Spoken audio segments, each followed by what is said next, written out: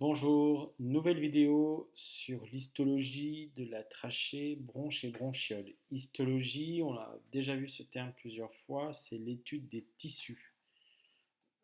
Vous devez connaître l'organisation de la trachée, savoir légender un schéma de la trachée et déjà le localiser dans l'appareil respiratoire, mais ce petit schéma-là est bien utile. Localiser trachée, bronchiole, alvéole, on a déjà vu cela. Et il faut connaître la différence de structure entre trachée, bronche, bronchiole. Mais c'est logique, c'est toujours une des capacités du bac qui vous est demandée, c'est-à-dire de mettre la relation entre la structure et la fonction. Et il y a vraiment un lien direct entre la structure et la fonction. Alors, eux de la trachée, des bronches, des bronchioles. Et les alvéoles, mais on verra un peu plus loin les alvéoles dans une autre vidéo. Donc déjà, la trachée se situe juste après le larynx. Elle se divise en bronches, et les bronches vont se diviser en des bronches plus petites, puis en bronchioles, et aux extrémités de ces bronchioles, on trouvera des sacs alvéolaires. Alors, la trachée, c'est un tube de 12 cm de long, dont la paroi comprend 4 couches concentrées, c'est-à-dire elles sont toutes organisées vers le centre qu'est la lumière. Donc en partant de la lumière, on va avoir 4 couches qui s'éloignent de la lumière. Rôle, filtration, on en a parlé hier ensemble sur Discord, humidification et conduction de l'air. Filtration grâce au mucus notamment, et le mucus qui va emprisonner les particules et les cils vont évacuer le mucus vers le pharynx. On va revoir tout ça. Donc déjà, vous avez ici la trachée en photo avec la lumière. Quelles sont les 4 couches? La muqueuse qui contient l'épithélium, la sous-muqueuse ici qui va contenir des glandes qui sécrètent également du mucus, le cartilage très important dans la trachée. Vous voyez cet anneau de cartilage. Alors c'est pas continu, on n'en a pas sur toute la trachée, c'est en anneau justement. L'anneau de cartilage est relié par un muscle qui est le muscle trachéal et la couche la plus externe, l'adventice. Euh, Ici, quand on regarde la trachée, on voit en bleu les anneaux de cartilage. Donc c'est pas continu, ils font le tour, pas total, puisqu'ils sont reliés par un muscle, et ce sont des anneaux, comme on le voit bien sur la photo. Donc, on va revoir ça en détail. Euh, Si on regarde juste le schéma, les bronches, on voit que le cartilage, eh ben, il n'est pas comme ici, il est plutôt discontinu. On a une lumière, un épithélium. On a des glandes dans une sous-muqueuse et on a une adventice. On voit que les bronchioles, il n'y a plus de cartilage. On voit par contre qu'il y a des muscles ici, muscles circulaires lisses ici et également au niveau des bronches, que l'on n'a pas ici. Et tout ça aura une fonction. On sait que les muscles se contractent. Un muscle qui se contracte, quand il est circulaire comme ceci, ben, le diamètre diminue. On verra que ça a une grande fonction. Si je reviens à la trachée, donc les 4 couches à bien connaître, muqueuse, sous-muqueuse, musculeuse ou tunique moyenne et adventice. On ne parlera pas tellement de musculeuse dans le cas de, de, de la trachée, puisque c'est surtout du cartilage qu'on va voir là, même s'il y a un tout petit muscle qui est le muscle trachéal. Alors la muqueuse. La muqueuse, elle est formée d'un épithélium respiratoire. On rappelle qu'un tissu épithélial est un ensemble de cellules jointives.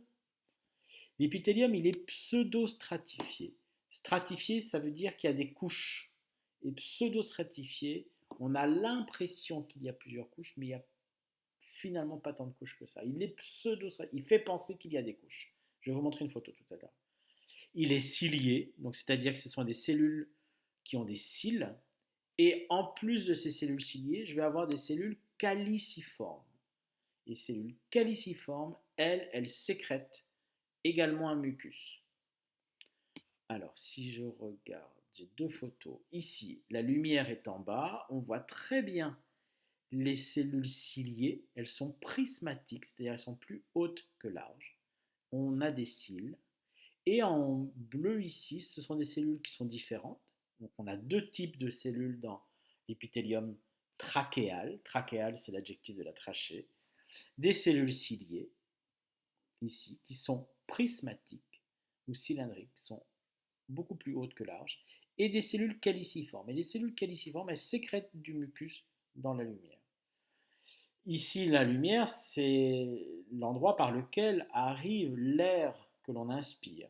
Et si cet air contient des poussières, des pollens, des impuretés, eh ben, le mucus va emprisonner les, ces particules et les cils vont ramener ce mucus chargé de, excusez-moi, le mucus chargé de particules, de poussière, des choses comme ça, vers le pharynx que l'on va avaler sans se rendre compte.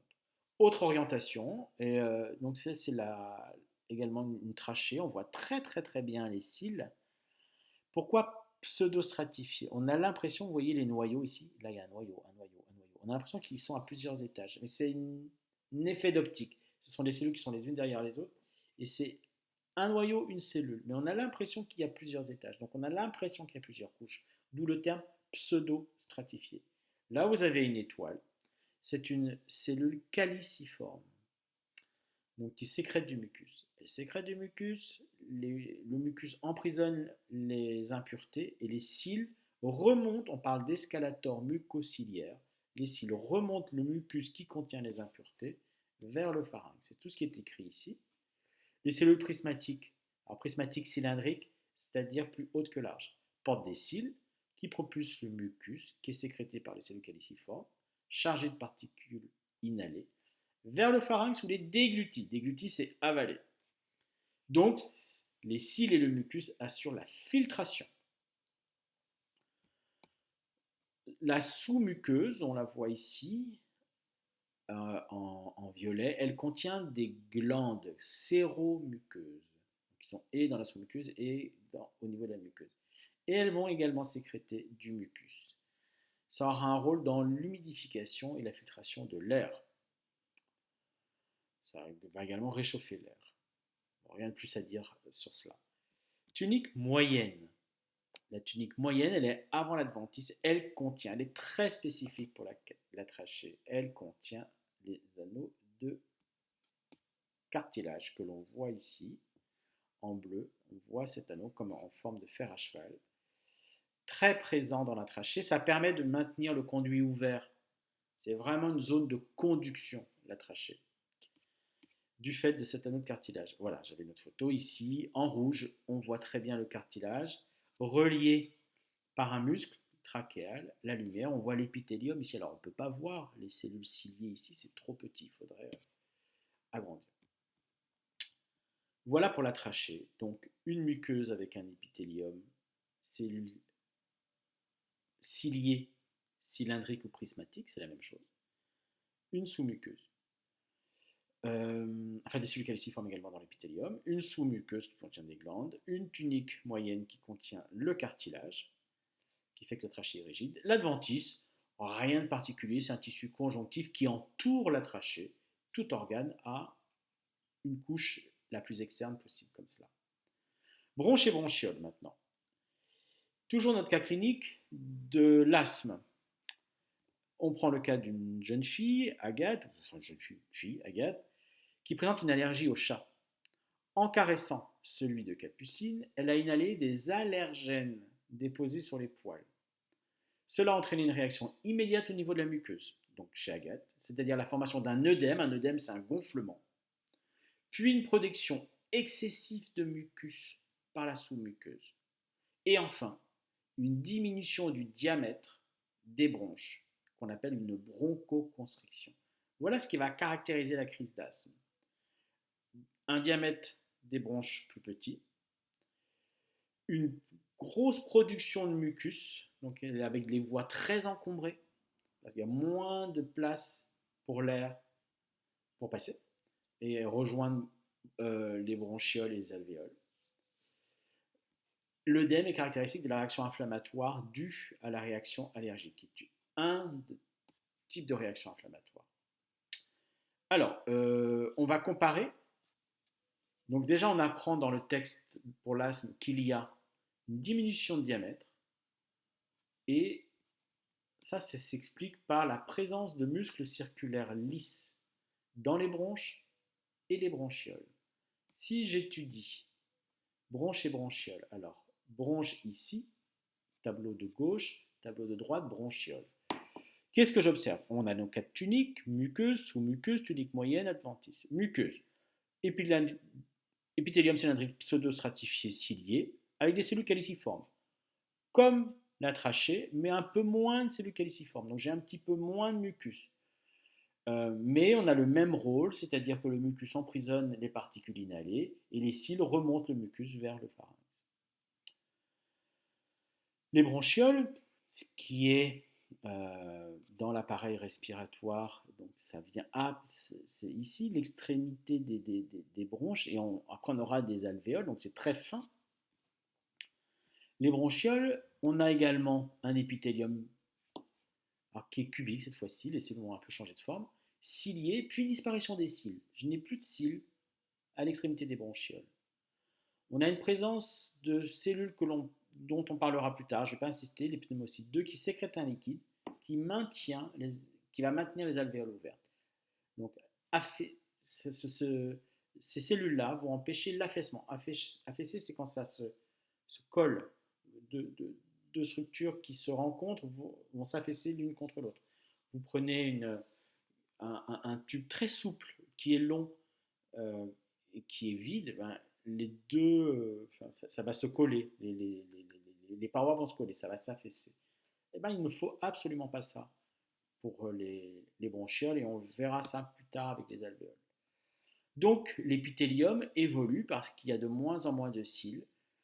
La fonction va changer, c'est-à-dire qu'on va passer d'une fonction de conduction à une fonction d'échange, parce qu'on va vers les alvéoles pulmonaires, et les alvéoles pulmonaires ont pour rôle l'échange de gaz. Il n'y a pas d'échange de gaz entre le sang et la trachée ou le sang et les bronches, ce n'est pas à ce niveau-là que se font les échanges. Maintenant, la sous-muqueuse. Sécrétion de mucus grâce à des glandes et présence de muscles circulaires lisses. Il n'y avait pas cela dans la trachée. Donc ça permet, si les muscles se contractent, une bronchoconstriction au niveau des bronches, ou s'ils se relâchent, une bronchodilatation. Donc le calibre des bronches va pouvoir diminuer, ce qui n'existe pas dans la trachée. Est-ce qu'on a la même chose dans les bronchioles? Oui, à nouveau, présence de muscles circulaires, donc on ne dit pas bronchiolo, on pourrait dire, mais constriction et dilatation. Donc le diamètre va pouvoir également varier. Par contre, les glandes séromuqueuses, dans cette couche-là de la sous-muqueuse, on va en trouver au niveau des bronches avec sécrétion de mucus, mais j'en ai plus dans les bronchioles. Donc je n'ai plus de sécrétion de mucus. Les bronchioles n'ont plus pour rôle d'emprisonner des particules. On estime qu'arrivé aux bronchioles, tout a été emprisonné.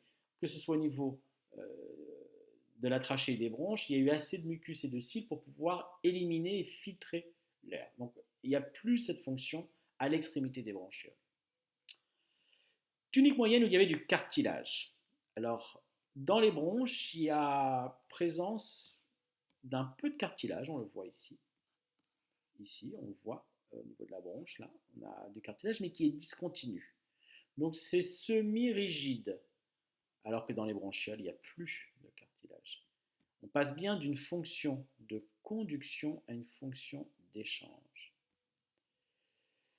Donc structure semi-rigide, donc il y a encore une conduction de l'air, le diamètre reste bien ouvert, mais c'est beaucoup plus large comme diamètre au niveau d'une bronche que d'une bronchiole.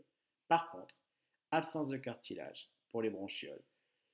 Donc on va aller vers la fonction d'échange. C'est plus une zone de conduction. On a amené l'air là où on voulait l'amener, c'est-à-dire à l'extrémité des bronchioles vers les alvéoles.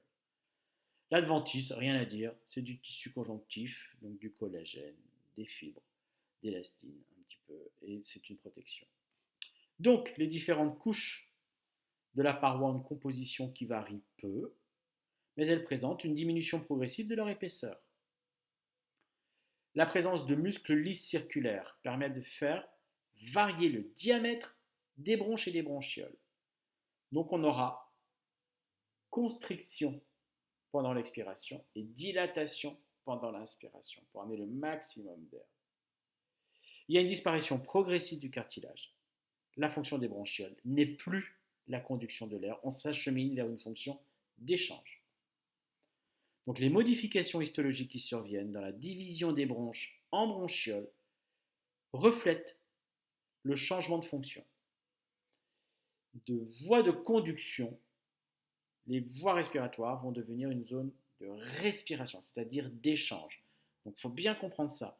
D'une voie de conduction de l'air, c'est-à-dire trachée-bronche, avec filtration, humidification, réchauffement, on va vers une zone d'échange, c'est-à-dire que les gaz vont passer à travers les parois pour aller vers le sang.